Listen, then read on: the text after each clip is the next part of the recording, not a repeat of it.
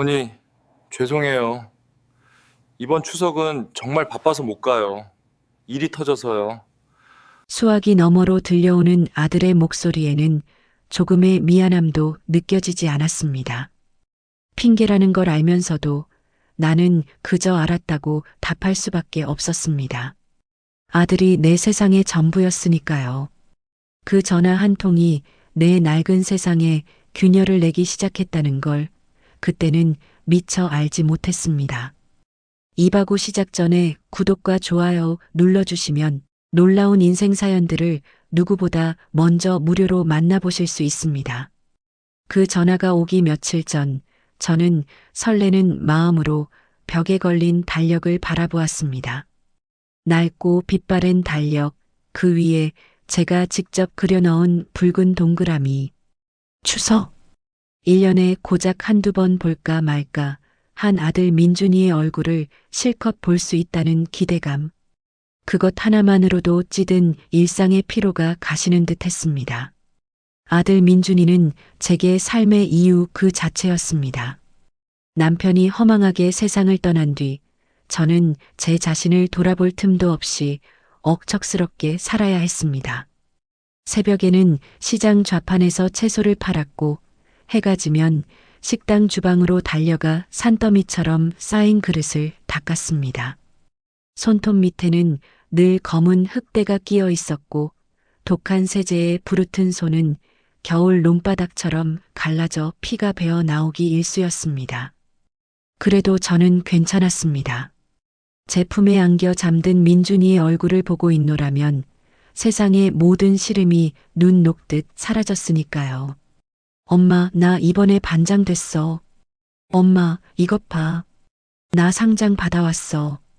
작은 손에 상장을 꼭 쥔 채 제품으로 달려오던 아이. 그 아이를 위해 저는 무엇이든 할 수 있었습니다. 나처럼 배우지 못하고 돈 때문에 서러운 삶을 살게 하고 싶지 않았습니다. 그래서 더 허리를 졸라맸습니다. 제 몸이 으스러져라 일해서 번 돈은 한 푼도 남김없이 민준이의 학원비와 과외비로 들어갔습니다. 정작 저는 해진 옷을 몇 번이고 기워 입으면서도 아들에게는 늘 가장 좋은 운동화와 최신형 책가방을 안겨주었습니다. 제 어깨가 굽고 무릎이 시큰거릴수록 아들의 키는 쑥쑥 자라고 어깨는 늠름해졌습니다. 그걸로 충분했습니다. 엄마, 저 사업이라는 걸 한번 해보고 싶어요. 딱 한 번만 절 믿고 도와주세요. 어느덧 훌쩍 자라 번듯한 청년이 된 민준이가 제 앞에 무릎을 꿇고 말했을 때 저는 한치의 망설임도 없었습니다. 제 노후를 위해 부어왔던 적금을 깨고 남편이 남긴 마지막 유산이었던 작은 집을 담보로 대출까지 받아 아들의 손에 쥐어주었습니다. 제 노후는 아들의 성공 그 자체라고 저는 한 점 의심 없이 믿었습니다. 민준이가 제법 이름 있는 회사에 다니는 아가씨와 결혼을 하고 눈에 넣어도 아프지 않을 손주까지 안겨주었을 때 저는 이제야말로 내 기나긴 고생이 끝났다고 생각했습니다. 하지만 그건 저만의 섣부른 착각이었습니다. 아들 내외는 명절이나 제 생일 같은 아주 특별한 날에만 겨우 얼굴을 비췄습니다. 그것마저도 늘 바쁘다는 핑계를 앞세워 엉덩이 붙일 새도 없이 서둘러 자리를 떴습니다. 며느리는 처음부터 저를 어려워하는 기색이 역력했고 손주는 제게 안기기보다 스마트폰 화면을 들여다보는 것을 더 편안해했습니다. 서운한 마음이 왜 들지 않았겠습니까? 하지만 저는 애써 그 마음을 삼켰습니다. 다들 먹고 살기 힘드니까 젊을 때는 저렇게 정신없이 사는 게 당연한 거지. 스스로를 다독이며 아들 내외가 좋아할 만한 밑반찬을 바리바리 싸서 보내는 것으로 제 마음을 대신했습니다. 냉장고에 그득그득 채워놓은 반찬통을 볼 때마다 제 마음 한구석도 채워지는 것만 같았습니다. 어머니, 이번 추석은 정말 바빠서 못 가요. 일이 터져서요. 추석을 일주일 앞두고 걸려온 아들의 전화 한 통은 그런 제 마지막 기대마저 여지없이 무너뜨렸습니다. 목소리에는 어떤 감정의 동요도 실려 있지 않았습니다. 마치 업무 사항을 보고하듯 용건만 간단히 말하고는 전화를 끊으려 했습니다. 아, 그래. 많이 바쁘구나. 혹시 사업에 무슨 일이라도 있는 거니? 덜컥 걱정스러운 마음이 앞섰습니다. 제 전 재산을 털어넣은 사업이 잘못되기라도 한 건 아닌지 심장이 철렁 내려앉았습니다. 하지만 아들은 귀찮다는 듯 짧게 대답할 뿐이었습니다. 아니요, 뭐 그런 거 아니에요. 그냥 처리할 게 좀 많아서. 그럼 저 바빠서 이만 끊을게요, 어머니. 더 물어볼 틈도 없이 전화는 끊겼고 귓가에는 차갑게 식어버린 신호음만이 한동안 맴돌았습니다. 저는 수화기를 든 채 그 자리에 못 박힌 듯 서 있었습니다. 심장이 쿵 하고 아득한 바닥으로 떨어지는 기분이었습니다. 거실 창밖으로 쏟아지는 가을 햇살은 더없이 따사로웠지만 제 눈앞은 칠흑 같은 어둠에 잠기는 듯 했습니다. 그래도 저는 애써 마음을 추슬렀습니다. 일이 바빠서 못 오는 걸 어쩌겠어. 그래도 명절 음식은 챙겨 보내줘야지. 저는 억지로 무거운 몸을 일으켜 겉옷을 챙겨 입었습니다. 아들이 가장 좋아하는 갈비찜이라도 잔뜩 해서 보내줄 요량이었습니다. 시장은 명절을 앞두고 모처럼 활기가 넘쳤습니다. 사람들 얼굴에는 설렘과 기쁨이 가득했습니다. 그 틈에 끼어 저는 최고급 한우갈비를 고르고 탐스럽게 익은 과일과 햅쌀을 골라 담았습니다.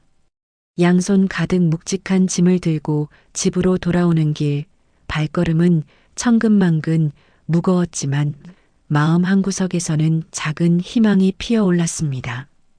어쩌면 명절 당일에는 아들이 잠깐이라도 얼굴을 비추지 않을까? 집에 돌아오자마자 저는 곧장 허리에 앞치마를 둘렀습니다. 갈비는 찬물에 담가 핏물을 빼고 갖은 채소를 정성껏 다듬어 형형색색의 전을 부치기 시작했습니다. 지글지글 고소한 기름 냄새가 텅 빈 집안을 가득 채웠습니다. 알록달록한 음식들이 접시 위에 소복하게 쌓여갈수록 텅 비었던 제 마음도 조금씩 채워지는 듯 했습니다. 민준이가 이걸 보면 얼마나 좋아할까? 며느래랑 손주 녀석도 맛있게 먹어주겠지. 혼잣말을 중얼거리며 희미하게 웃음 짓다가도 텅 빈 식탁을 보면 어김없이 깊은 한숨이 새어나왔습니다.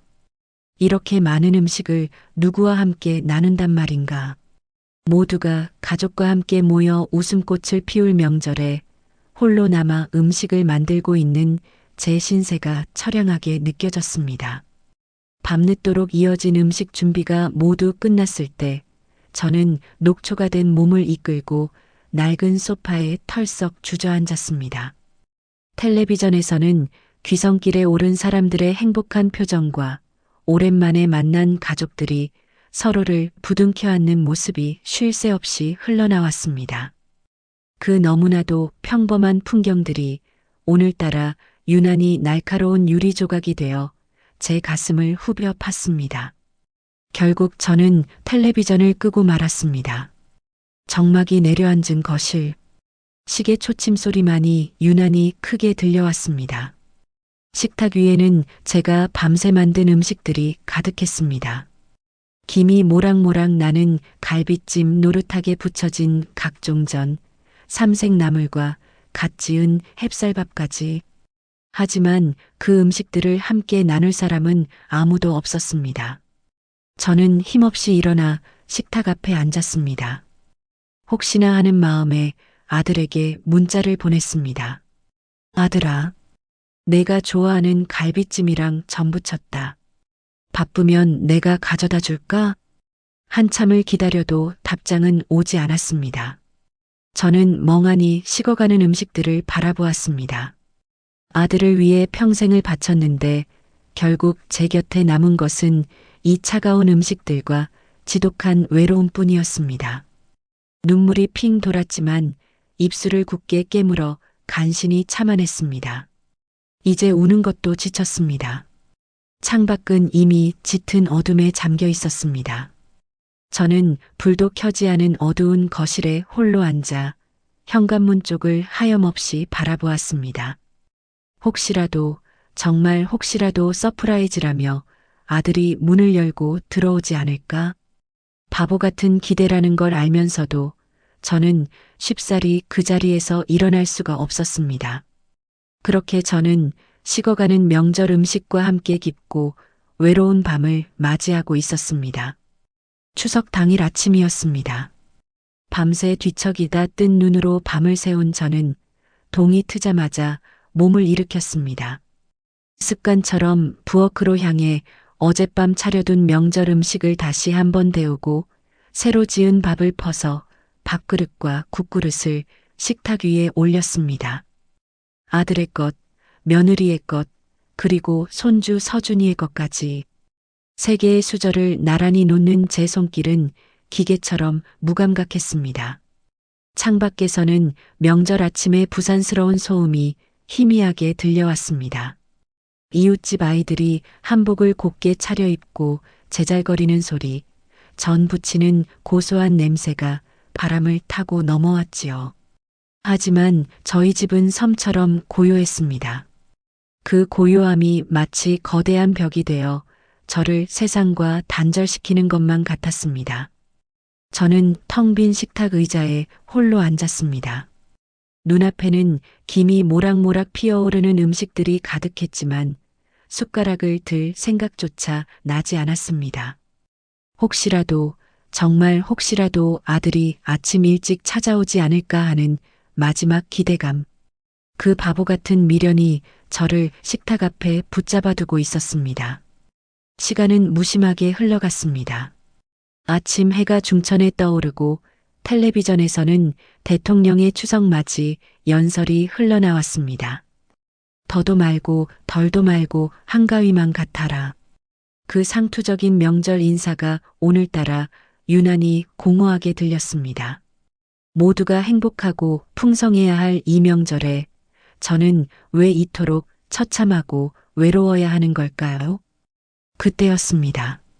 식탁 위에 놓여 있던 제 낡은 스마트폰 화면이 반짝하고 빛나며 띠링 마이너스 하는 경쾌한 알림음이 울렸습니다. 손주 녀석이 할머니 심심할 때 보시라며 깔아준 SNS 앱에서 온 알림이었습니다.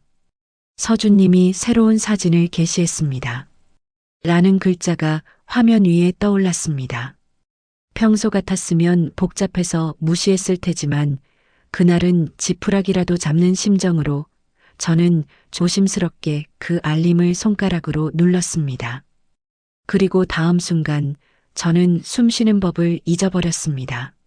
화면을 가득 채운 것은 한 장의 사진이었습니다. 눈이 시리도록 푸른 바다와 투명한 하늘, 그리고 그보다 더 새하얀 백사장, 그림 같은 야자수 그늘 아래 세상에서 가장 행복한 표정을 한 사람들이 환하게 웃고 있었습니다. 그리고 그 중심에 제 아들 민준이가 있었습니다. 민준이는 고급 선글라스를 낀 채 한 손으로는 며느리의 허리를 감싸고 다른 한 손으로는 칵테일 잔을 높이 치켜들고 있었습니다. 그 옆에는 제 손주 서준이가 모래성을 쌓으며 해맑게 웃고 있었고 그 반대편에는 저와는 단 한 번도 저런 다정한 모습으로 사진을 찍어준 적 없는 사돈 내외가 만족스러운 미소를 띤 채 나란히 서 있었습니다. 저는 숨을 쉴 수가 없었습니다. 심장이 바닥 없는 늪으로 추락하는 듯한 아찔한 감각.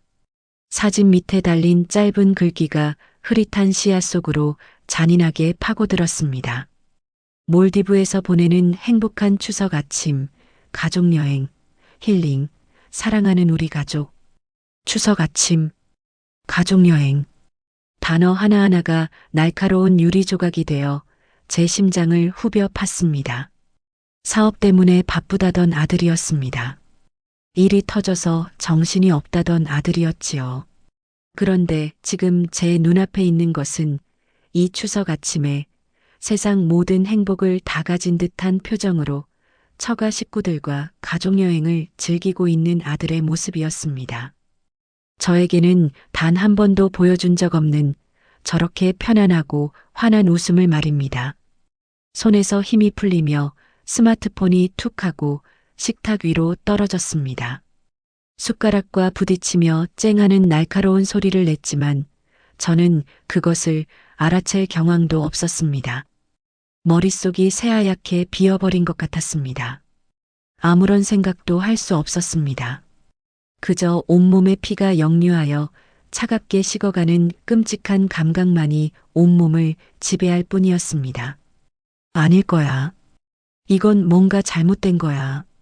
작년에 찍은 사진일 수도 있잖아. 저는 마지막 남은 이성의 끈을 붙잡고 애써 스스로를 설득했습니다. 하지만 사진 속 서준이가 입고 있는 옷은 제가 바로 지난달에 생일 선물로 사준 바로 그 옷이었습니다. 며느리가 들고 있는 가방 역시 올해 신상이라며 잡지에서 본 기억이 생생했습니다. 사진이 올라온 시간은 불과 몇 분 전이었습니다. 부들부들 떨리는 손으로 다시 스마트폰을 집어들었습니다. 저는 미친 사람처럼 사진을 확대하고 또 확대했습니다. 아들의 얼굴, 며느리의 얼굴, 손주의 얼굴. 그들의 행복한 미소 뒤에 숨겨진 잔인한 진실이 비웃음처럼 저를 향해 쏟아져 내렸습니다. 배신감. 그래요. 그것은 지독한 배신감이었습니다. 하지만 그보다 더 저를 고통스럽게 한 것은 처절한 허무함이었습니다. 제 평생은 무엇을 위한 것이었을까요? 제 희생과 헌신은 과연 누구를 위한 것이었을까요? 아들의 성공이 곧 저의 행복이라 굳게 믿으며 살아온 지난 세월이 이 한 장의 사진 앞에서 산산조각 나버렸습니다. 시장에서 닳도록 채소를 팔던 제 거친 손, 식당 주방에서 뜨거운 물에 부르트던 제 손, 그 손으로 벌어다 바친 돈으로 제 아들은 저렇게 웃고 있었습니다. 저를 완벽하게 기만하고 저를 철저하게 소외시킨 채 말입니다. 저는 아들 내외에게 그저 필요할 때만 찾는 지갑 그 이상도 이하도 아니었던 것입니다. 그때 저도 모르게 전화기 버튼을 눌렀습니다. 마지막 확인이 필요했습니다. 제 아들이 제 배로 낳은 자식이 정말 저에게 이토록 잔인한 거짓말을 할 수 있는지 제 귀로 직접 들어야만 했습니다. 몇 번의 신호음이 가고 잠이 덜 깬 듯한 아들의 목소리가 들려왔습니다. 여보세요? 왜요, 어머니? 저는 떨리는 목소리를 애써 가다듬고 물었습니다. 민준아, 너 지금 어디니? 제발, 제발 아니라고 말해주길 바랐습니다. 무슨 오해가 있었다고, 사실은 이게 아니라고 변명이라도 해주길 바랐습니다. 하지만 수화기 너머에서는 상상조차 하기 싫었던 가장 잔인한 대답이 흘러나왔습니다. 나야 회사죠. 일 때문에 바쁘다고 했잖아요. 왜 자꾸 전화하세요, 피곤하게. 순간 제 머릿속에서 무언가 툭 하고 끊어지는 소리가 들렸습니다. 아들의 짜증 섞인 목소리를 듣는 순간 제 안에 남아있던 마지막 미련과 한 줌의 기대마저 산산이 부서져 내렸습니다. 저는 아무 말 없이 전화를 끊었습니다. 그리고 웃음이 터져 나왔습니다. 처음에는 희미한 실수였지만 이내 참을 수 없는 광기 어린 웃음으로 변해갔습니다. 하하, 하하하. 텅 빈 거실에 제 웃음소리가 섬뜩하게 울려 퍼졌습니다. 저는 미친 사람처럼 한참을 웃고 또 웃었습니다. 눈에서는 뜨거운 눈물이 쉴 새 없이 흘러내렸습니다. 웃음이 멈추었을 때 제 안에는 그 어떤 감정도 남아있지 않았습니다. 슬픔도 분노도 허탈함도 아니었습니다. 그저 뼛속까지 시린 차가운 냉기만이 가득했습니다. 저는 자리에서 벌떡 일어났습니다. 그리고 김이 모락모락 나는 명절 음식이 가득 차려진 식탁을 바라보았습니다. 아들이 가장 좋아하던 갈비찜, 며느리가 맛있다고 칭찬했던 잡채, 손주 서준이가 잘 먹던 동그랑땡. 그 음식들을 바라보는 제 눈빛은 얼음장처럼 차가웠습니다. 저는 가장 큰 비닐봉지를 가져왔습니다. 그리고 망설임 없이 접시에 담긴 음식들을 쓸어 담기 시작했습니다.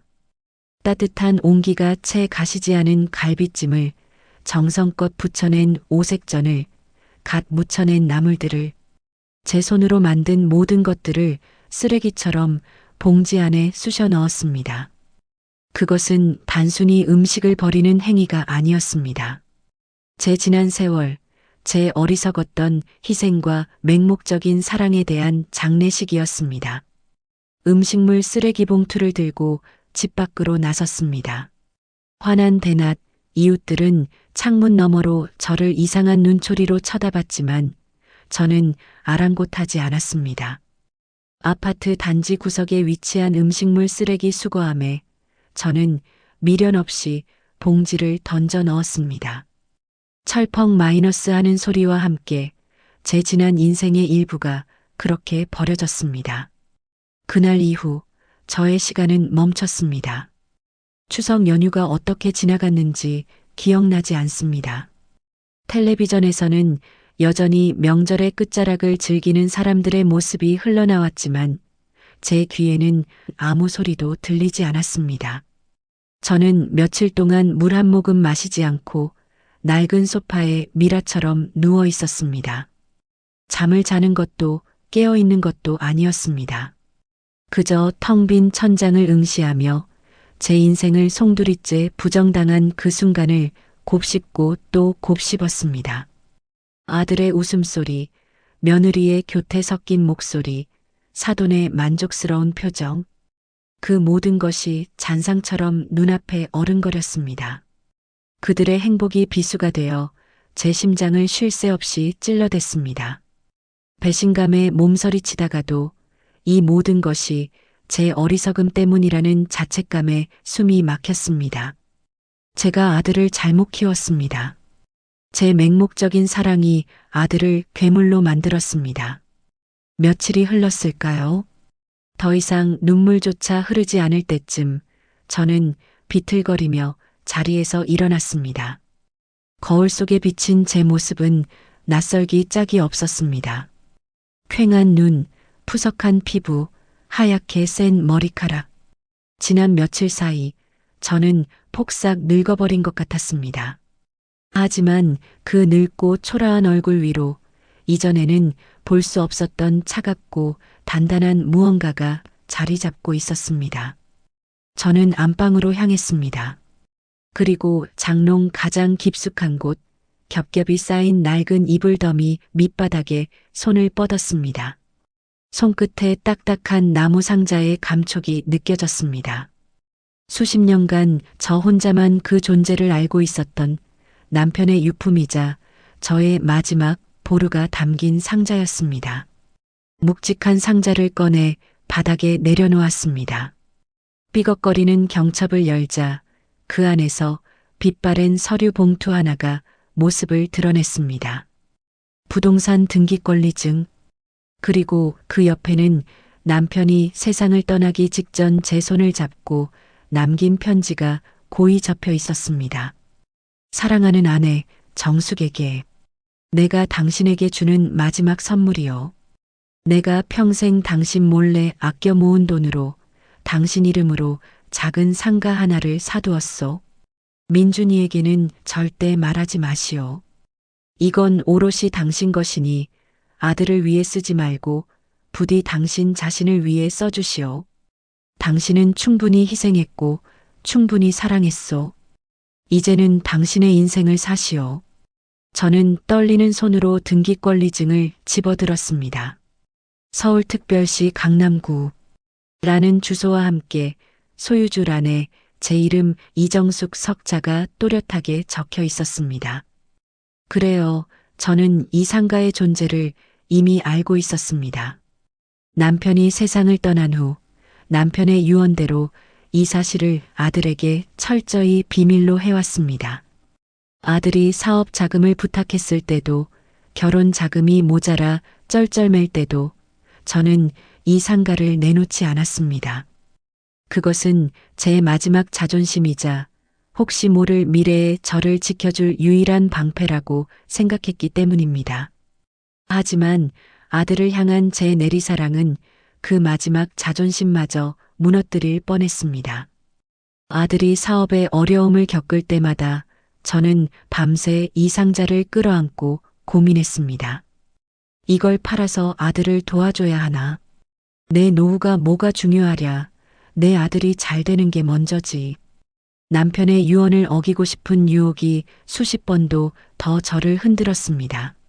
하지만 결국 저는 이 상자를 열지 않았습니다. 아들이 스스로의 힘으로 일어서길 바라는 마지막 믿음 때문이었습니다. 제 도움이 아들에게 오히려 독이 될 수도 있다는 막연한 불안감 때문이었지요. 그리고 그 마지막 믿음과 불안감이 결국 오늘 저를 구원한 것입니다. 저는 등기권리증을 가슴에 꼭 품고 그 자리에 주저앉았습니다. 그리고 목 놓아 울기 시작했습니다. 남편에 대한 고마움과 그리움, 그리고 아들에 대한 지독한 원망이 뒤섞인 형언할 수 없는 눈물이었습니다. 남편은 죽어서까지도 저를 지켜주고 있었던 것입니다. 이 어리석은 아내가 언젠가 나락으로 떨어질 것을 예감이라도 한 듯 마지막 비상구를 마련해 두었던 것입니다. 한참을 울고 나니 신기하게도 마음이 차분하게 가라앉았습니다. 더 이상 눈물도 나지 않았습니다. 대신 머릿속이 얼음처럼 차갑고 명료해졌습니다. 저는 등기권리증과 남편의 편지를 번갈아 보며 앞으로 제가 무엇을 해야 할지 생각하기 시작했습니다. 남편은 말했습니다. 이건 오롯이 당신 것이니 당신 자신을 위해 쓰라고. 그래요, 그렇게 할 것입니다. 저는 더 이상 아들 민준이를 위한 희생양이 되지 않을 것입니다. 남편이 제게 남겨준 이 마지막 기회를 저는 결코 헛되이 쓰지 않으리라. 다음 날 아침 저는 수십 년 만에 처음으로 저 자신을 위해 외출 준비를 했습니다. 장롱 속에 처박아 두었던 가장 좋은 옷을 꺼내 입었습니다. 먼지 쌓인 화장대 앞에 앉아 서툰 솜씨로나마 옅게 화장도 했습니다. 거울 속에 비친 제 모습은 여전히 낯설었지만 어제의 그 초라하고 무기력한 늙은이는 더 이상 아니었습니다. 눈빛에는 차가운 결의가 서려 있었습니다. 저는 먼저 등기권리증에 적힌 강남의 주소로 향했습니다. 화려한 빌딩 숲 사이에 남편이 남긴 상가는 생각보다 작고 낡은 3층짜리 건물이었습니다. 하지만 그 건물을 보는 순간 저는 제 인생의 든든한 성을 얻은 것만 같은 기분이 들었습니다. 저는 건물 1층에 자리한 작은 부동산 사무소로 들어갔습니다. 그곳은 남편의 가장 절친한 친구였던 박 사장이 운영하는 곳이었습니다. 남편이 세상을 떠나기 전 저 몰래 박 사장에게 모든 것을 부탁해 두었던 것입니다. 수십 년간 제 이름으로 된 세금을 묵묵히 대납해주고 임대차 계약을 관리하며 저의 유일한 재산을 지켜준 고마운 사람이었지요.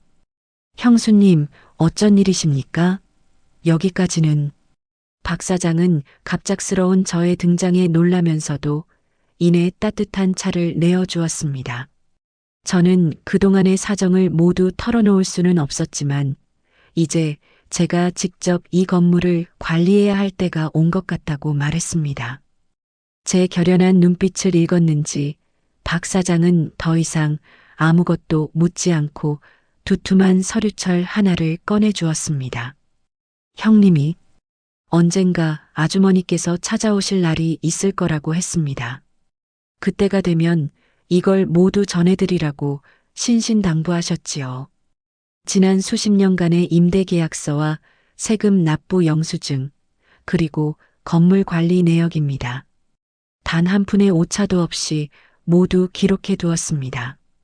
서류철을 넘겨받는 제 손이 미세하게 떨렸습니다. 1층 식당과 2, 3층 사무실에서 매달 꼬박꼬박 들어오는 임대료는 제가 평생 시장 좌판에서 벌었던 돈과는 비교도 할 수 없는 액수였습니다. 이 모든 것이 온전히 제 것이라는 사실이 그제야 현실로 다가왔습니다. 저는 건물 옥상으로 올라갔습니다.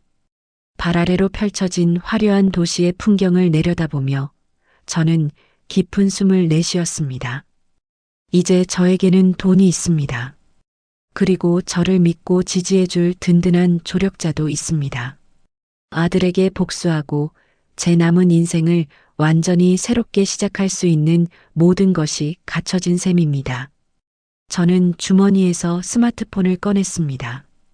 그리고 인터넷 검색창에 자선재단 설립 방법이라는 글자를 천천히 입력했습니다. 화면 위로 수많은 정보들이 쏟아져 나왔습니다.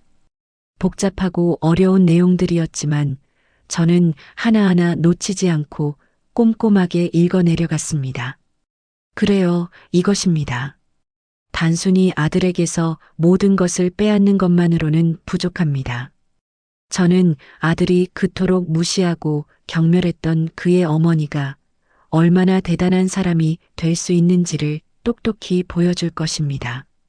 아들이 저에게서 빼앗아간 제 인생, 그 이상의 가치를 만들어낼 것입니다. 저는 옥상 난간에 기댄 채 저물어가는 도시의 노을을 바라보았습니다. 제 마음속에 태양도 지고 새로운 달이 떠오르고 있었습니다. 그것은 복수의 달이자 새로운 시작을 알리는 희망의 달이었습니다. 저는 더 이상 과거에 얽매여 울고만 있는 약한 여자가 아니었습니다. 저는 내일 당장 변호사를 찾아갈 것입니다. 그리고 제 인생을 되찾기 위한 첫 번째 계획을 실행에 옮길 것입니다. 제 길고 길었던 밤이 드디어 끝나고 있었습니다. 다음 날 아침 저는 동트기 전부터 눈을 떴습니다. 더 이상 악몽에 시달리지도 뜬 눈으로 밤을 새우지도 않았습니다. 지난 수십 년의 세월 중 가장 깊고 평온한 잠을 잔 것 같았습니다. 제 안에 무언가가 완전히 변했다는 것을 저 스스로 느낄 수 있었습니다. 저는 곧장 옷장으로 향했습니다. 그리고 제 인생처럼 낡고 해진 옷들을 하나씩 꺼내기 시작했습니다. 색바랜 몸빼 바지, 목이 늘어난 티셔츠, 무릎이 튀어나온 낡은 스웨터. 아들 학원비 한 푼이 아까워 제 옷 한 벌 사는 것을 평생 망설여왔던 지난날의 증거들이었습니다. 저는 그 옷들을 모두 꺼내 망설임 없이 가위로 잘라버렸습니다. 싹둑 싹둑 소리와 함께 제 어리석었던 과거와 미련도 함께 잘려나가는 듯 했습니다. 그날 아침 저는 남편의 친구인 박 사장에게 전화를 걸었습니다. 어제 만났을 때 미리 약속해둔 터였습니다. 박 사장님, 접니다. 오늘 시간 괜찮으신가요? 그럼요, 형수님. 언제든 괜찮습니다. 어제 말씀드린 서류들 다 준비해 두었습니다. 저는 박 사장이 알려준 은행의 VIP 창구로 향했습니다. 박 사장은 이미 그곳에서 저를 기다리고 있었습니다. 그는 은행 직원에게 저를 소개하며 수십 년간 묵묵히 관리해 오던 통장과 서류들을 제 앞에 내밀었습니다. 형수님, 이게 형님이 남기신 상가 임대료가 매달 입금되던 통장입니다. 그리고 이건 그 통장에 연결된 체크카드고요. 비밀번호는 형님 기일입니다. 그동안은 제가 세금 문제나 건물 수리비 등을 처리하기 위해 사용했지만 이제부터는 형수님께서 직접 관리하시면 됩니다. 통장에는 제가 상상했던 것보다 훨씬 큰 금액이 찍혀 있었습니다. 매달 꼬박꼬박 쌓인 임대료가 단 한 푼의 인출도 없이 그대로 누적되어 있었던 것입니다. 제 손에 처음으로 쥐어진 제 이름이 새겨진 카드. 저는 그 카드를 손에 꼭 쥐었습니다. 이것이 바로 제 복수의 첫 번째 무기였습니다. 카드를 들고 저는 곧장 백화점으로 향했습니다. 제 인생 처음으로 오직 저 자신만을 위해 들어선 화려한 공간. 이전 같았으면 감히 들어설 엄두도 내지 못했을 그곳에서 저는 조금도 위축되지 않았습니다. 저는 가장 고급스러운 매장으로 들어가 제 몸에 꼭 맞는 세련된 정장 한 벌을 골랐습니다. 부드러운 감촉의 실크 블라우스와 단정한 검은색 스커트, 그리고 굽이 낮은 가죽 구두까지. 점원은 제 행색을 위아래로 훑어보며 의아한 표정을 지었지만 제가 망설임 없이 방금 받은 카드를 내밀자 금세 태도를 바꾸어 깍듯하게 저를 대했습니다. 저는 새로 산 옷으로 갈아입고 곧장 미용실로 향했습니다. 하얗게 센 머리카락을 단정하게 자르고 품위 있게 손질했습니다. 모든 준비를 마친 제 모습이 거울 속에 비쳤을 때 저는 완전히 다른 사람이 되어 있었습니다. 더 이상 세상에 주눅든 불쌍한 늙은이가 아니었습니다. 차갑지만 품위 있고 슬픔을 감췄지만 누구보다 강인한 의지를 품은 한 사람. 저는 거울 속의 저에게 나지막이 속삭였습니다. 이제 시작이야, 정수가. 첫 번째 목적지는 제가 인터넷으로 미리 알아둔 서초동의 한법률 사무소였습니다. 젊지만 눈빛이 총명해 보이는 변호사가 저를 맞았습니다. 어머님, 전화로 상담 예약하신 분 맞으시지요? 어떤 일로 오셨습니까? 저는 변호사 맞은편에 앉아 조금의 망설임도 없이 말했습니다. 유언장을 새로 작성하고 싶어서 왔습니다. 공증까지 완벽하게 받고 싶어요. 변호사는 제 단호한 말투에 조금 놀란 듯 했지만 이내 직업적인 미소를 띠며 고개를 끄덕였습니다. 네, 물론입니다. 기존 유언장이 있으십니까? 아니면 새로 작성하시는 겁니까? 새로 작성하는 겁니다. 이전 것은 제 손으로 찢어버렸으니 이제 아무 효력도 없을 테지요. 제 말에 변호사의 눈이 살짝 커졌습니다. 그는 조심스럽게 물었습니다. 실례지만 재산 상속은 어떻게 배분할 생각이십니까? 자제분은 어떻게 되시는지요? 아들 하나 있습니다. 하지만 그 아이에게는 단 한 푼도 남겨줄 생각이 없습니다. 제 목소리는 얼음장처럼 차가웠습니다. 변호사는 잠시 말을 잃었습니다. 수많은 상속 분쟁을 다뤄왔을 그였지만 저처럼 단호한 경우는 처음이었는지 당황한 기색이 역력했습니다. 어머님, 혹시 아드님과 무슨 일이 있으셨는지는 모르겠습니다만 유류분이라는 것이 있습니다. 법적으로 자녀에게 돌아가야 할 최소한의 몫이지요. 아드님께서 나중에 소송을 제기하면 저는 변호사의 말을 잘랐습니다. 알고 있습니다. 그래서 오늘 변호사님을 찾아온 겁니다. 제 모든 재산을 아들이 유류분 청구조차 할 수 없는 방식으로 처분하고 싶습니다. 제 사후가 아니라 제가 살아있는 동안에요. 이제 변호사의 표정은 놀라움을 넘어 경외감 비슷한 것으로 바뀌어 있었습니다. 그는 자세를 고쳐앉고는 진지한 목소리로 물었습니다. 어머님께서 원하시는 게 정확히 무엇인지 구체적으로 말씀해 주시겠습니까? 제 명의로 된 상가 건물에 비영리 자선단체를 설립해 직접 운영하고 싶습니다. 저는 가방에서 강남 상가 건물의 등기권리증과 박 사장에게 받은 통장을 꺼내 테이블 위에 올려놓았습니다. 변호사의 눈이 휘둥그레졌습니다. 방금 전까지 허름한 행색이었던 늙은이가 이제는 품위 있는 모습으로 강남 건물 주임을 증명하는 서류를 내민 것입니다. 이게 모두 어머님 재산이라고요? 그렇습니다. 그리고 아직 아들 녀석은 이 건물의 존재를 전혀 모르고 있지요. 아들이 제 유일한 재산이라고 믿고 있는 낡은 아파트 한 채가 더 있습니다. 저는 그 아파트부터 처분할 생각입니다. 변호사는 한동안 말없이 서류들을 검토했습니다. 그의 표정은 점점 더 심각해졌습니다. 어머님, 이건 정말 큰 결심이십니다. 비영리 단체를 설립하고 직접 운영하시는 것은 단순히 기부하는 것보다 훨씬 더 많은 노력과 시간이 필요합니다. 정말 후회하지 않으시겠습니까? 저는 창밖을 바라보며 나지막이 대답했습니다. 후회는 저 아이가 하게 될 겁니다. 저는 제 인생을 되찾는 것뿐이니 후회할 것도 없지요. 변호사님께서는 제가 법적으로 흠잡을 데 없이 가장 빠르고 확실하게 제 뜻을 이룰 수 있도록 도와주시기만 하면 됩니다. 제 눈빛에서 결코 되돌릴 수 없는 의지를 읽었는지 변호사는 더 이상 제 결심을 만류하지 않았습니다. 대신 그는 전문가로서 제가 해야 할 일들을 차근차근 설명해 주기 시작했습니다. 비영리 단체 설립을 위한 정관 작성, 임원 구성, 그리고 아들의 유류분 청구를 원천적으로 차단하기 위한 법적 장치들까지.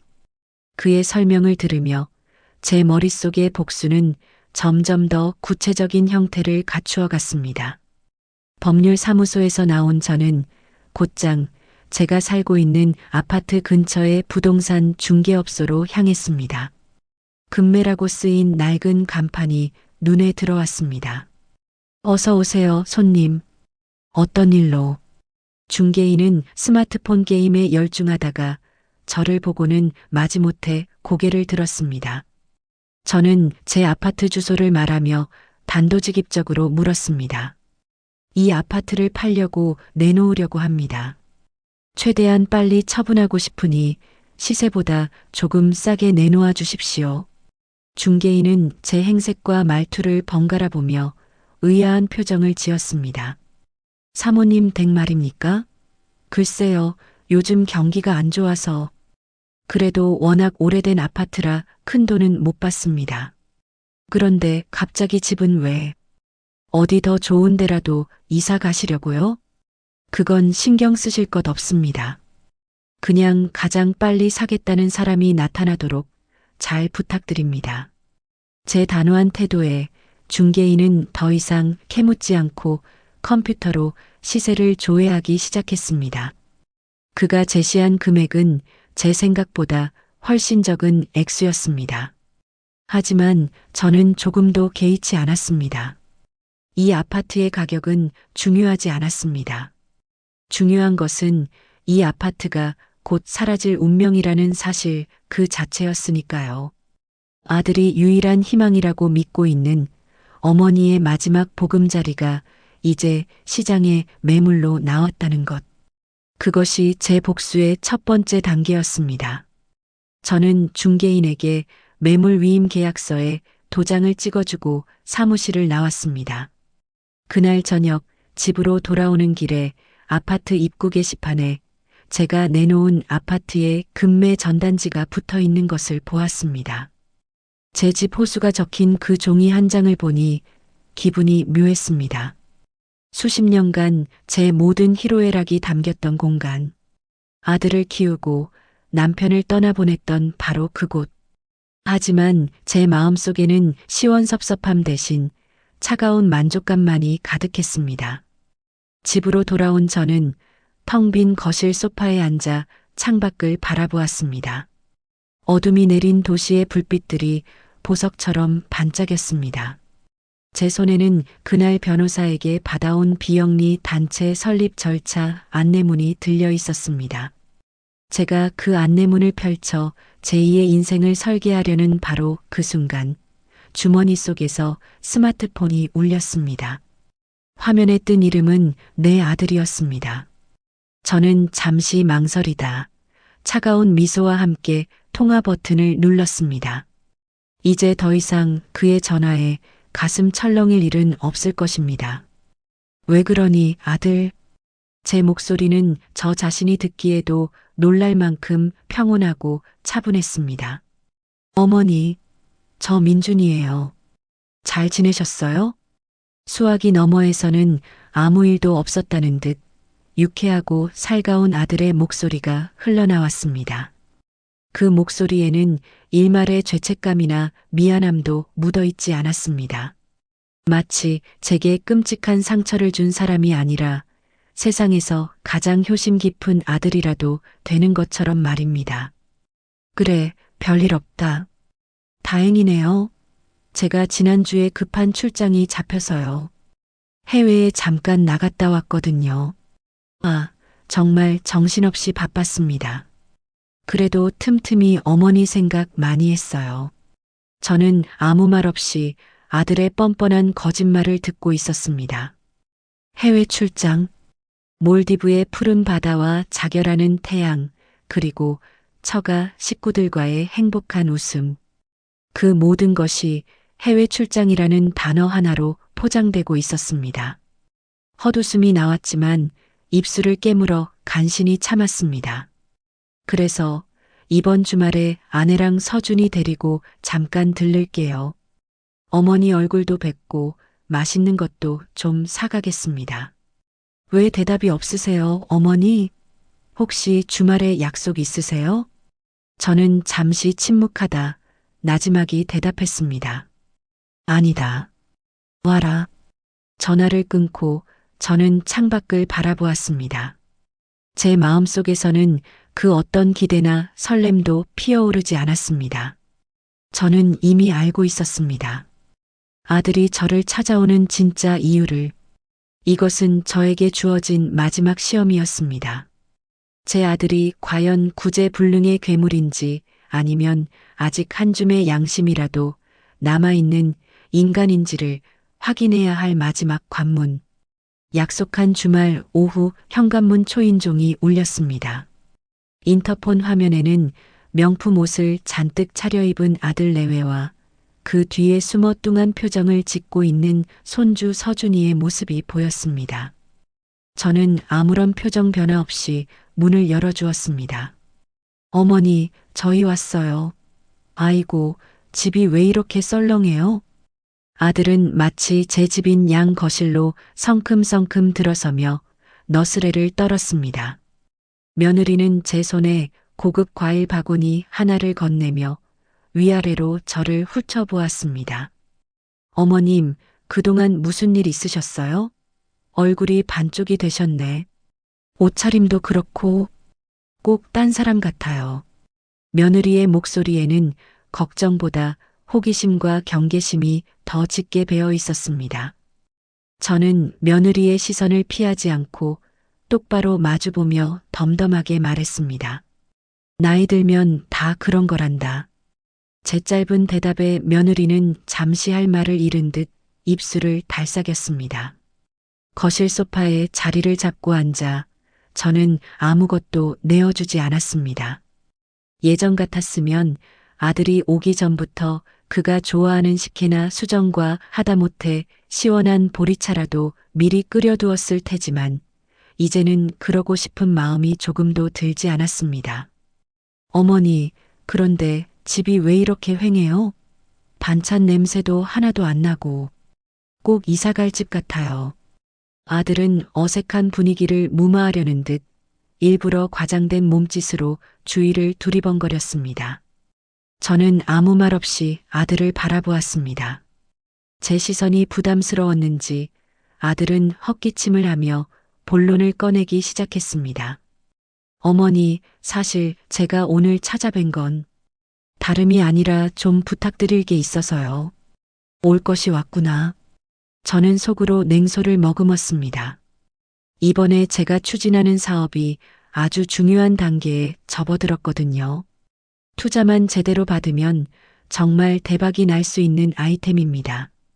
그런데 지금 당장 자금이 조금 부족해서요.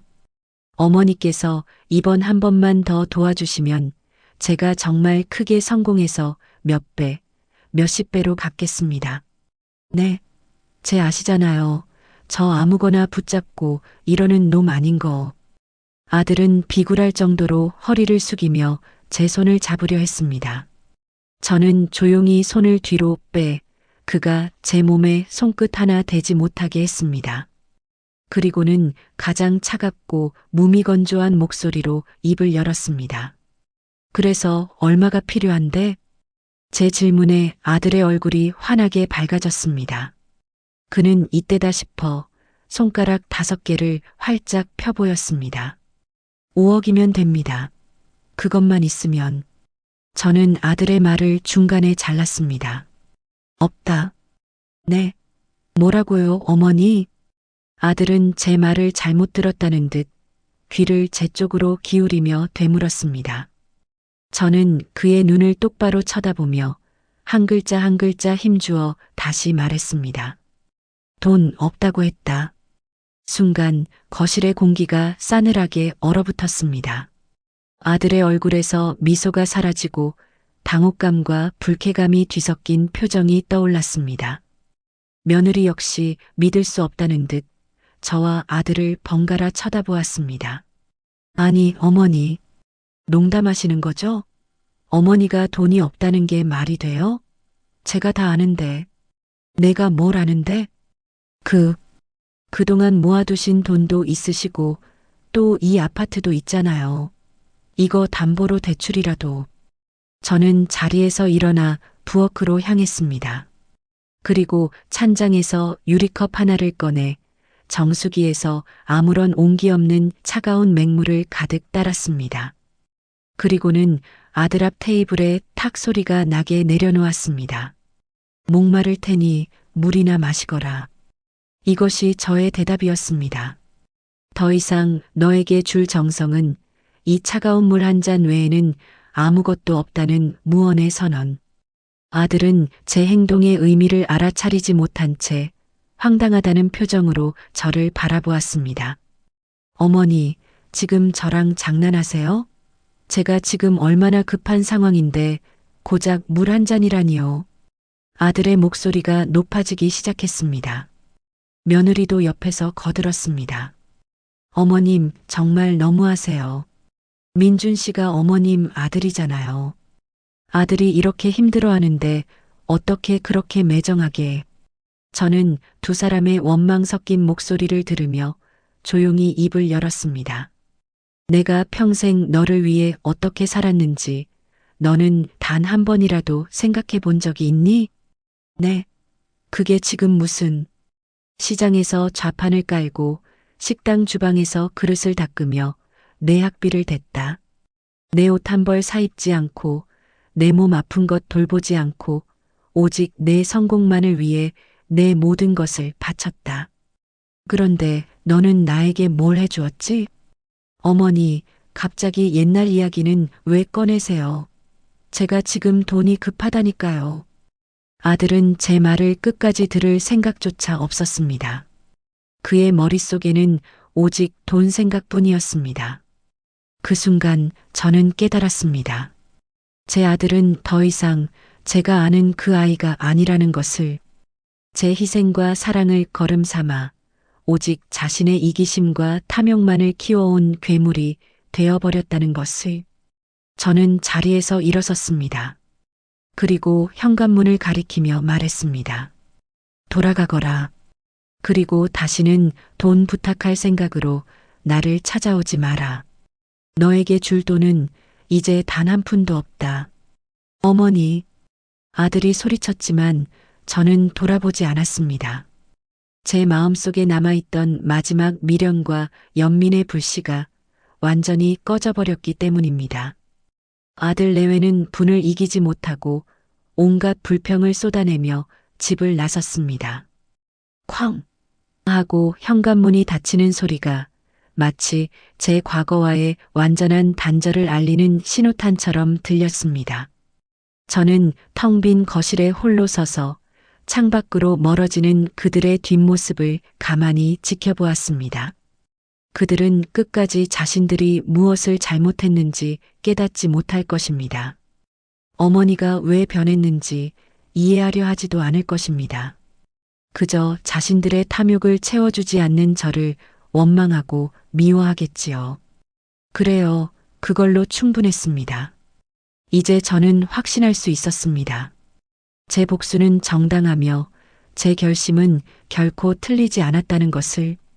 저는 테이블 위에 놓인 차가운 물 잔을 들어 남김없이 마셨습니다. 얼음장 같은 냉기가 제 식도를 타고 흘러내려 뜨겁게 타오르던 심장을 차분하게 식혀주었습니다. 그때 주머니 속에서 스마트폰이 작게 진동했습니다. 부동산 중개인에게서 온 문자 메시지였습니다. 사모님, 내놓으신 아파트에 관심 있다는 분이 나타났습니다. 이번 주말에 집을 한번 보고 싶어 하십니다. 저는 그 문자를 보고 희미하게 미소 지었습니다. 모든 것이 이제 제가 그린 그림대로 완벽하게 흘러가고 있었습니다. 복수의 두 번째 단계가 막 시작되려 하고 있었습니다. 그날 이후 제 하루는 완전히 달라졌습니다. 더 이상 텅 빈 집에서 아들의 전화만을 기다리며 무기력하게 하루를 보내지 않았습니다. 저는 매일 아침 일찍 일어나 변호사 사무실과 구청, 그리고 강남의 상가 건물을 오가며 제2의 인생을 설계하기 시작했습니다. 박 사장과 변호사는 저의 든든한 조력자가 되어 주었습니다. 부동산에 내놓은 아파트는 급매로 내놓은 덕분인지 얼마 지나지 않아 사겠다는 사람이 나타났습니다. 아들 내외가 마지막으로 찾아왔던 바로 그 주말, 말끔한 차림의 젊은 부부가 집을 보러 왔습니다. 그들은 집 안 구석구석을 둘러보며 만족스러운 표정을 지었습니다. 집이 오래되긴 했지만 햇볕도 잘 들고 구조도 좋네요. 저희 신혼집으로 딱 좋을 것 같아요. 젊은 아내의 들뜬 목소리를 들으며 저는 묘한 기분에 휩싸였습니다. 제가 평생을 바쳐 지켜온 이 보금자리가 이제 곧 다른 이의 행복한 웃음소리로 채워질 것이라는 사실. 서운함보다는 오히려 시원한 해방감이 더 크게 느껴졌습니다. 계약은 일사천리로 진행되었습니다. 저는 매수인이 제시하는 금액을 조금도 깎지 않고 그대로 받아들였습니다. 제게 중요한 것은 돈이 아니었기 때문입니다. 이 집이 하루라도 빨리 제 소유에서 벗어나는 것이 중요했습니다. 마침내 잔금을 치르고 등기 이전까지 모두 마친 날 저는 제 통장에 찍힌 수억 원의 돈을 가만히 내려다보았습니다. 제 평생 한 번도 만져본 적 없는 큰 돈이었습니다. 하지만 제 마음은 이상할 정도로 차분했습니다. 이 돈은 더 이상 저의 것이 아니었기 때문입니다. 저는 곧장 변호사 사무실로 향했습니다. 그리고 그에게 아파트 매각 대금 전액이 담긴 통장을 내밀었습니다. 변호사님, 이 돈을 제가 지정하는 곳에 기부하고 싶습니다. 변호사는 제 결심을 이미 알고 있었다는 듯 담담하게 고개를 끄덕였습니다. 어디로 보내길 원하십니까, 어머님? 아들을 장가 보내고 난 뒤부터 틈틈이 봉사활동을 다녔던 고아원입니다.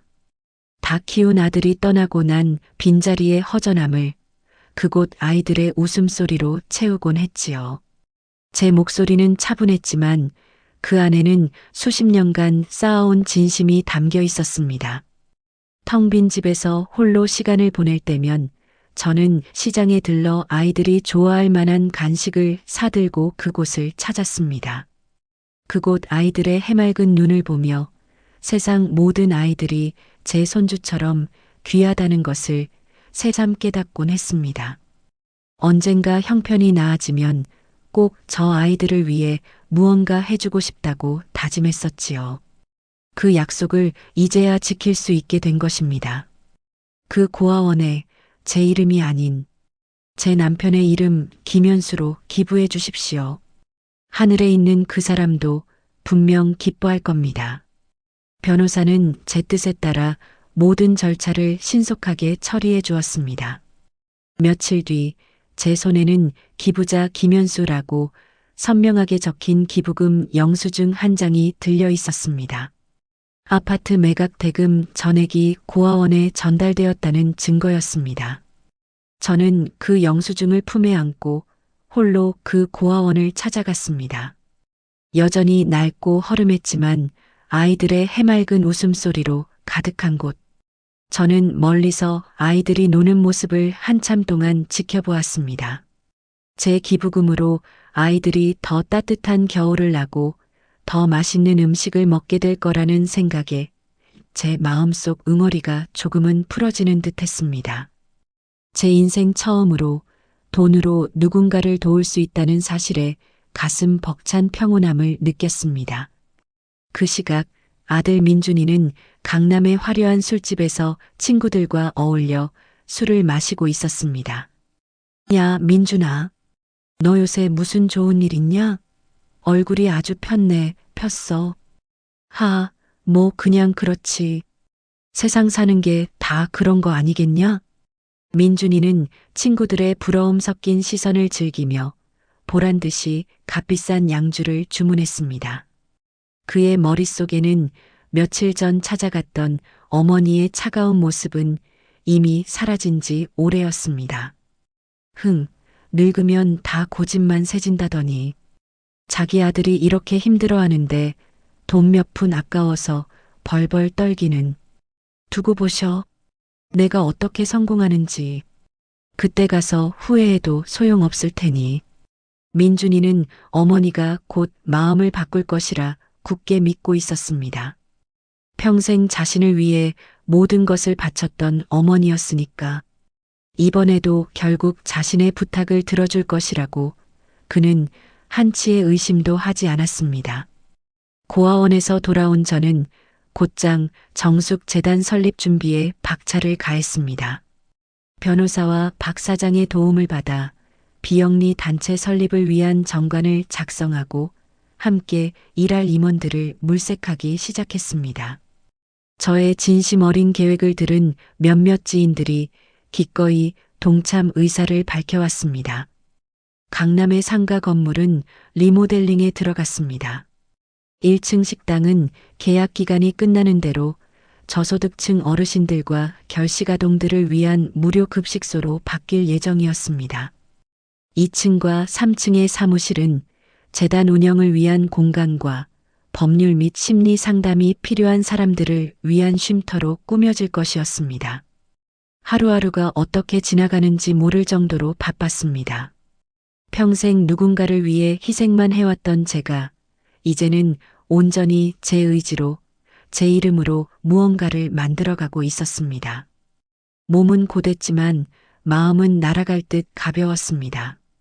이것이 바로 살아있다는 느낌이구나. 저는 매일 밤 잠자리에 들며 생각했습니다. 모든 준비가 거의 마무리되어 갈 무렵 저는 변호사 사무실을 다시 찾았습니다. 그리고 그에게 마지막으로 한 가지를 더 부탁했습니다. 변호사님, 이제 때가 된 것 같습니다. 제 아들에게 이걸 보내주십시오. 제가 건넨 것은 두툼한 서류 봉투였습니다. 그 안에는 제가 새로 작성하고 공증까지 마친 유언장 사본과 함께 상속 재산 포기 각서가 동봉되어 있었습니다. 유언장의 내용은 간단했습니다. 나 정숙의 모든 재산은 사회에 환원하며 아들 민준에게는 단 한 푼의 유산도 남기지 않는다.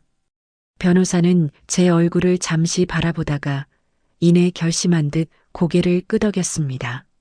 알겠습니다, 어머님. 내용 증명으로 가장 확실하게 전달하도록 하겠습니다. 그리고 한 가지 더.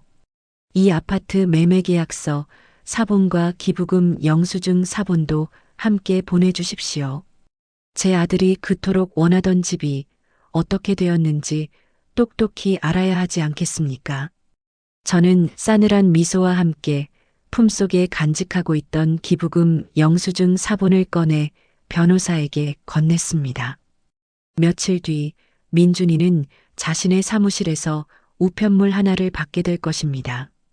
법률사무소의 이름이 선명하게 박힌 두툼한 대봉투. 아무 생각 없이 그 봉투를 뜯어본 순간 그의 인생이 송두리째 무너지게 되리라는 것을 그는 꿈에도 상상하지 못하고 있었습니다. 저는 그날 저녁 리모델링이 한창인 강남의 상가 건물 앞에 서 있었습니다. 정숙재단이라는 이름이 새겨질 자리. 저는 그곳을 한참 동안 바라보며 조용히 속삭였습니다. 여보, 보고 있지요? 이제 시작이에요. 당신이 제게 남겨준 이 소중한 기회로 제가 얼마나 멋진 인생을 살아내는지 하늘에서 꼭 지켜봐 주세요. 차가운 밤바람이 제 뺨을 스쳤지만 제 마음은 그 어느 때보다 뜨겁게 타오르고 있었습니다. 복수의 서막이 드디어 올랐습니다. 며칠 뒤 쾌청한 가을 하늘 아래 저는 새로 리모델링한 강남 상가 건물 옥상에 서 있었습니다. 차가운 바람이 제 뺨을 스쳤지만 제 마음은 그 어느 때보다 평온했습니다. 정숙재단이라는 이름이 새겨진 간판이 햇살을 받아 반짝이고 있었습니다. 박 사장과 변호사, 그리고 저의 뜻에 함께 해준 몇몇 분들과 함께 조촐한 현판식을 마친 직후였습니다. 형수님, 아니, 이제 이사장님이라고 불러야겠네요. 정말 대단하십니다. 형님이 하늘에서 보고 정말 자랑스러워 하실 겁니다. 박 사장이 눈시울을 붉히며 제 손을 잡았습니다. 저는 그저 옅은 미소로 화답했습니다. 제 시선은 발 아래 펼쳐진 분주한 도시를 향하고 있었습니다. 모두가 자신의 욕망을 위해 정신없이 달려가는 저 도시 속 어딘가에 제 아들 민준이도 있겠지요. 바로 그 시각 민준이는 자신의 번듯한 사무실에서 느긋하게 커피를 마시고 있었습니다. 얼마 전 어머니에게 거절당한 일은 이미 잊은 지 오래였습니다. 그는 다른 투자처를 알아보며 자신의 사업이 곧 성공가도에 오를 것이라는 헛된 희망에 부풀어 있었습니다. 김민준 대표님 앞으로 온 등기우편입니다. 비서가 건넨 두툼한 서류 봉투, 발신인 란에 적힌 5호 법률사무소라는 글자를 보고 민주는 잠시 고개를 갸웃했습니다. 법률사무소? 내가 돈 떼먹은 사람이라도 있나? 그는 대수롭지 않게 봉투를 뜯었습니다. 그리고 그 안에 담긴 서류들을 꺼내드는 순간 그의 얼굴에서 여유로운 미소가 순식간에 사라졌습니다. 가장 먼저 눈에 들어온 것은 유언 공정증서라는 제목의 서류였습니다. 그리고 그 내용은 너무나도 충격적이었습니다. 본인 이정숙의 모든 재산은 재단법인 정숙에 기부하며 아들 김민준에게는 단 한 푼의 유산도 상속하지 아니한다. 뭐야 이게. 엄마가 미쳤나? 민준은 믿을 수 없다는 듯 서류를 몇 번이고 다시 읽었습니다. 하지만 선명하게 찍힌 공증 마크는 그것이 장난이 아님을 증명하고 있었습니다. 그의 손이 부들부들 떨리기 시작했습니다. 그리고 다음 장을 넘기는 순간 그는 자신의 눈을 의심해야 했습니다. 그것은 아파트 매매 계약서와 기부금 영수증 사본이었습니다. 기부자는 김현수, 바로 자신의 아버지 이름이었습니다. 그리고 기부 금액은 그가 그토록 믿고 있던 어머니의 유일한 재산, 낡은 아파트의 매각 대금 전액이었습니다. 아, 아파트? 아파트를 팔았다고? 누구 마음대로 이걸 기부해? 민준의 얼굴이 새하얗게 질렸습니다. 마지막 희망, 마지막 보루라고 생각했던 아파트가 자신의 손을 떠나 완전히 사라져버렸다는 사실. 그는 마치 망치로 머리를 얻어맞은 듯한 충격에 휩싸여 자리에 주저앉고 말았습니다. 말도 안 돼. 말도 안 돼. 민주는 미친 사람처럼 소리치며 곧장 자신의 스마트폰을 집어들었습니다. 그리고 어머니라고 저장된 번호를 눌렀습니다. 하지만 수화기 너머에서는 차가운 통화 연결음만 반복될 뿐이었습니다. 그 시각 저는 재단 사무실에서 아이들에게 나누어줄 학용품을 포장하고 있었습니다. 제 스마트폰이 쉴 새 없이 울렸지만 저는 화면에 뜬 내 아들이라는 이름을 한번 쳐다보고는 다시 묵묵히 제 일에만 집중했습니다. 이제 그 아이의 절규는 더 이상 제게 어떤 영향도 미치지 못했습니다. 여보, 당신 지금 어디야? 당장 나 좀 봐. 어머니와 통화가 되지 않자 민주는 아내에게 전화를 걸어 고래고래 소리를 질렀습니다. 왜 그래, 자기야? 나 지금 백화점인데. 무슨 일이야? 백화점? 지금 쇼핑할 기분이야? 우리 이제 다 끝났어. 알거지가 됐다고. 민준의 절규에 아내의 목소리도 날카로워졌습니다. 뭐, 그게 무슨 소리야? 똑바로 말해. 어머니가 미쳤어. 아파트를 팔아서 고아원에 기부해버렸대. 그리고 전 재산을 사회에 환원한다고, 나한테는 한 푼도 안 준다고 내용 증명을 보냈어. 수화기 너머로 잠시 침묵이 흘렀습니다. 그리고 이내 아내의 히스테릭한 비명이 터져나왔습니다. 뭐라고? 그게 정말이야? 당신 어머니한테 대체 무슨 짓을 한 거야? 어떻게 구워 삶았길래 노인네가 저렇게까지 하냐고. 내가 뭘 어째. 나는 그냥 돈 좀 달라고. 그냥? 당신이 그깟 돈 몇 푼 때문에 우리 인생을 망쳐놓은 거야. 이 무능한 인간아. 아내의 입에서는 온갖 저주와 악담이 쏟아져 나왔습니다. 평소 민준을 최고의 남편이라 치켜세우던 그녀의 모습은 온데간데 없었습니다. 그녀가 사랑한 것은 민준이 아니라 민준의 배경, 즉 어머니의 재산이었음을 스스로 증명하고 있는 셈이었습니다.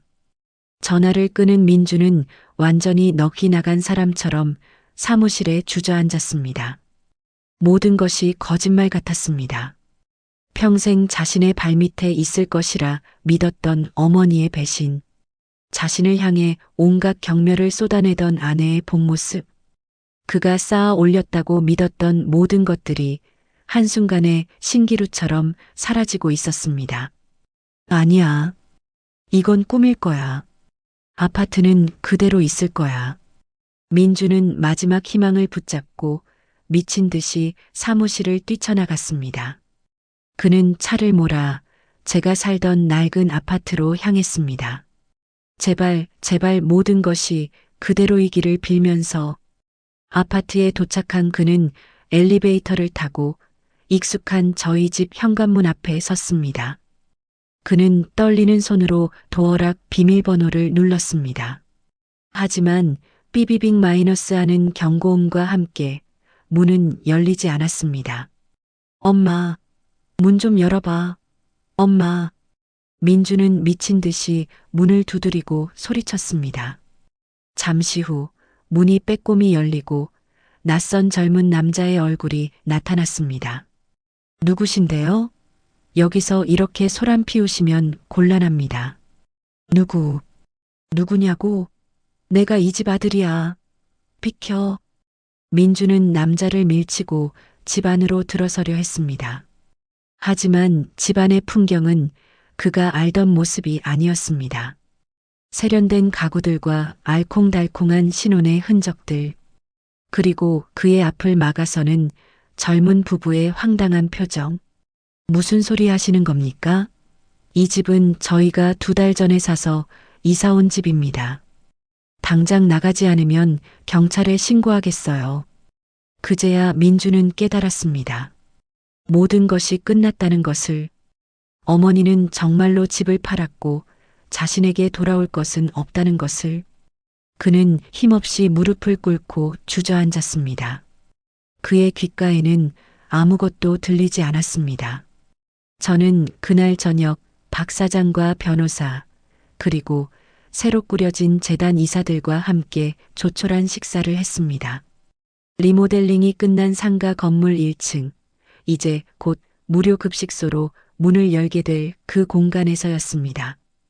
이사장님, 앞으로 하실 일이 더 많으실 겁니다. 힘드시겠지만 저희가 끝까지 돕겠습니다. 변호사의 말에 저는 그저 잔을 들어 보였습니다. 창밖으로 보이는 강남의 화려한 야경. 저는 그 불빛들을 바라보며 조용히 제 복수의 다음 단계를 그리고 있었습니다. 제 인생을 되찾기 위한 진짜 싸움은 이제부터였습니다. 그로부터 몇 달이 흘렀습니다. 차가운 겨울바람이 옷깃을 여미게 만들던 어느 날 강남의 정숙재단 건물 앞은 이른 아침부터 수많은 취재진과 축하객들로 북적였습니다. 바로 재단의 공식 출범식이 열리는 날이었습니다. 단상 위에 선 저는 이전에 입던 낡은 옷 대신 품위 있는 정장을 차려입고 있었습니다. 그 시각 민주는 예전의 절반 크기도 안 되는 작은 아파트에서 아내와 격렬하게 다투고 있었습니다. 내용 증명을 받은 이후 그의 삶은 서서히 무너져 내렸습니다. 믿었던 사업은 자금난에 허덕이다 결국 부도 처리되었고 한때 그를 떠받들던 사람들은 모두 등을 돌렸습니다. 화려했던 강남의 아파트를 처분하고 변두리의 작은 집으로 이사 온 뒤 아내의 바가지는 하루도 쉬는 날이 없었습니다. 당신 정말 무능의 끝을 보여주는구나. 어머니 하나 제대로 구워 삶지 못해서 우리 인생을 이 꼴로 만들어? 닥쳐. 내가 이렇게 된 게 다 누구 때문인데. 당신이 그깟 명품에 눈이 멀어서. 서로를 향한 비난과 원망 속에서 그들의 관계는 이미 돌이킬 수 없는 지경에 이르러 있었습니다. 그때 초라한 식탁 위에 놓인 고급스러운 봉투 하나가 민준의 눈에 들어왔습니다. 발신인은 정숙이었습니다. 그는 씁쓸한 표정으로 봉투를 열었습니다. 안에는 정숙 재단 출범식 초청장이라는 글씨가 적혀 있었습니다. 재단? 무슨 재단? 분노와 의문이 뒤섞인 감정 속에서 그는 초청장에 적힌 낯선 주소로 향했습니다. 어머니가 대체 무슨 일을 꾸미고 있는지 마지막으로 확인하고 싶었기 때문입니다. 초청장에 적힌 주소에 도착한 민주는 자신의 눈을 의심했습니다. 그곳에는 그가 한 번도 본 적 없는 눈부시게 화려한 현대식 건물이 서 있었던 것입니다. 건물 정중앙에는 정숙재단이라는 간판이 위풍당당하게 빛나고 있었습니다. 그는 내가 주소를 잘못 찾아왔나? 생각하며 어리둥절한 표정으로 건물 안으로 들어섰습니다. 그는 수많은 인파 속으로 마치 죄인처럼 고개를 숙인 채 들어섰습니다. 화려한 행사장 한가운데 수많은 사람들에게 둘러싸여 환하게 웃고 있는 어머니의 모습. 평생 시장 좌판에 앉아있던 초라한 어머니가 아니었습니다. 한 기업의 회장처럼 기품과 위엄이 넘치는 이정숙 이사장이 서 있었습니다. 민주는 그 모습을 멀리서 바라보며 자신이 얼마나 어리석고 작은 존재였는지를 깨달았습니다. 잠시 후 단상 위에 오른 저는 마이크를 잡고 천천히 입을 열었습니다. 오늘 정숙재단은 소외된 이웃들의 따뜻한 쉼터가 되고자 이 자리에 섰습니다. 저는 평생을 누군가의 어머니, 누군가의 아내로 살아왔습니다. 하지만 오늘부터 저는 더 많은 이들의 어머니이자 딸, 그리고 친구가 되고자 합니다. 객석에서는 뜨거운 박수가 터져 나왔습니다. 저는 잠시 숨을 고른 뒤 행사장 구석에 초라한 모습으로 서 있는 아들, 민준을 향해 시선을 고정했습니다. 그리고 오늘 이 자리에는 제 유일한 혈육인 제 아들도 와 있습니다. 모든 사람들의 시선이 민준에게로 쏠렸습니다. 그는 쥐구멍이라도 숨고 싶은 심정으로 고개를 숙였습니다. 저는 오늘 제 아들에게 마지막 진실을 알려주고자 합니다. 저는 제 뒤에 있는 건물, 정숙재단을 손으로 가리켰습니다. 내가 가진 유일한 재산이라고 믿었던 낡은 아파트가 사실은 내 재산의 전부가 아니었다. 바로 이 건물이 내가 존재조차 몰랐던 내 아버지가 평생을 바쳐 나에게 남겨주신 나의 진짜 재산이었다. 민준의 눈이 지진이라도 난 듯 흔들렸습니다. 그는 믿을 수 없다는 듯 저와 제가 가리키는 건물을 번갈아 보았습니다. 아들아, 이리 가까이 오너라. 제 부름에 민주는 마지못해 무대 앞으로 다가왔습니다. 저는 마이크를 든 채 오직 그에게만 들릴 정도의 목소리로, 하지만 마이크를 통해 모든 이에게 전달될 싸늘한 음성으로 말했습니다. 서준이 SNS는 잘 보았다. 몰디브 좋더냐? 순간 민준의 눈동자가 지진이라도 난 듯 격렬하게 흔들렸습니다. 그의 뇌리를 스치는 단 하나의 기억. 바쁜 출장. 어머니를 속였던 바로 그날의 거짓말. 그는 아무 말도 하지 못하고 저를 바라보았습니다. 저는 그의 눈을 피하지 않고 싸늘한 미소와 함께 마지막 확인 사살을 날렸습니다. 내가 바빠서 끄는 인연을 내가 돈으로 확인해 준 것뿐이다. 제 말이 끝나자마자 민준의 온몸에서 힘이 빠져나갔습니다. 그는 그제야 모든 것을 깨달았습니다. 어머니의 갑작스러운 변화, 차가운 태도, 아파트 매각, 그리고 눈앞에 이 거대한 재단까지. 이 모든 파국의 시작이 바로 자신이 무심코 저질렀던 그 거짓말 한마디였다는 것을. 그는 그 자리에 털썩 주저앉아 땅바닥을 주먹으로 내리치며 짐승처럼 울부짖기 시작했습니다. 으아, 내가 무슨 짓을. 그의 울음은 더 이상 분노의 절규가 아니었습니다.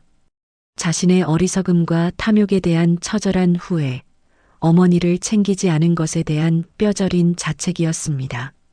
자신이 발로 차버린 것이 단순한 돈이 아니라 어머니의 마지막 사랑과 신뢰였다는 것을 그는 이제야 깨달은 것입니다.